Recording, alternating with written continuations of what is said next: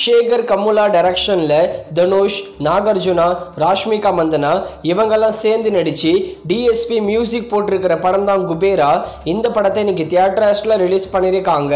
குபேரா படம் எப்படி இருக்குன்னு பார்க்கலாம். இந்த படத்தோட கதை என்னன்னா, இந்த படத்துல பெரிய பணக்காரன் ஒருத்தன் இருக்கான். அவனுடைய பேராசைனால 5 பேர் பாதிப்படைகிறாங்க. அதுல 4 பேர் இறந்தும் போறாங்க. அதுல ஒருத்தன் தப்பிச்சிடுறான்.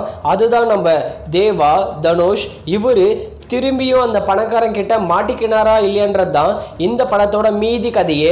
நான் சொன்னது ரொம்ப ரொம்ப சிம்பிளான ஸ்டோரி கதை. இந்த படத்துல இன்னும் ஏகப்பட்ட விஷயங்கள் இருக்கு. இந்த படம் ரொம்பவே நல்லாவே வந்திருக்கு.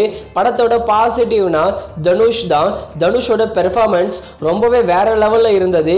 இந்தியன் சினிமாவுடைய சூப்பரான நடிகர்னு தனுஷ் மறுபடியும் நிரூபிச்சுட்டே வராரு. வேற லெவல் பெர்ஃபார்மன்ஸ் கொடுத்துருக்காரு இந்த குபேரா படத்தில் நம்ம தனுஷ். அதே மாதிரி நம்ம நாகார்ஜுனா அவருக்கு கொடுத்த ரோலை ரொம்பவே நீட்டாக அழகாக நடிச்சிருக்காரு. ஆனால் இவருடைய தமிழ் டப்பிங் மட்டும்தான் சுத்தமாக நல்லாவே இல்லை.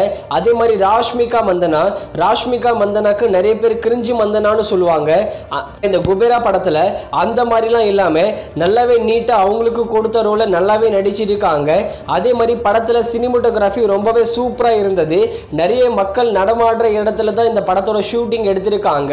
அந்த சீக்வன்ஸ் எல்லாமே சினிமோட்டோகிராஃபி ரொம்பவே அழகா வந்திருக்கு. அதே மாதிரி படத்தோட டைரக்டரான சேகர் கமுலா ஒரு வெல் ரிட்டன் மூவின்னு கூட சொல்லலாம். டைலாக்ஸா இருக்கட்டும், இவர் எழுத அந்த ஸ்கிரீன் பிளேவா இருக்கட்டும், எல்லாத்திலையும் அமக்கலப்படுத்தியிருக்காரு. படத்தோட ஃபர்ஸ்ட் ஹாஃபும் ரன் டைம் அதிகமா இருக்கு. படத்தோட செகண்ட் ஹாஃப்லையும் ரன் டைம் அதிகமாக இருக்குது. இந்த ரன் டைம் தான் படத்துக்கு ரொம்பவே பிரச்சனையாக அமைது. கொஞ்சம் சீன் கூட ஃப்ளாட்டாகவே போகுது. இவங்க ஸ்க்ரீன் பிளேயில் இன்னுமே அந்த ரன் டைமை குறைச்சிருக்கலாம். ரன் டைம் இன்னுமே குறைச்சிருந்தா பெஸ்ட்டு மூவியாகவே வந்திருக்கும். இப்போ கூட ஒன்றும் இல்லை, தரமான படமாக தான் வந்திருக்கு.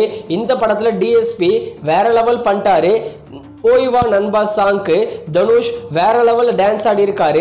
அந்த சாங்குமே தியேட்டரில் பார்க்க ரொம்பவே நல்லாவே இருந்தது.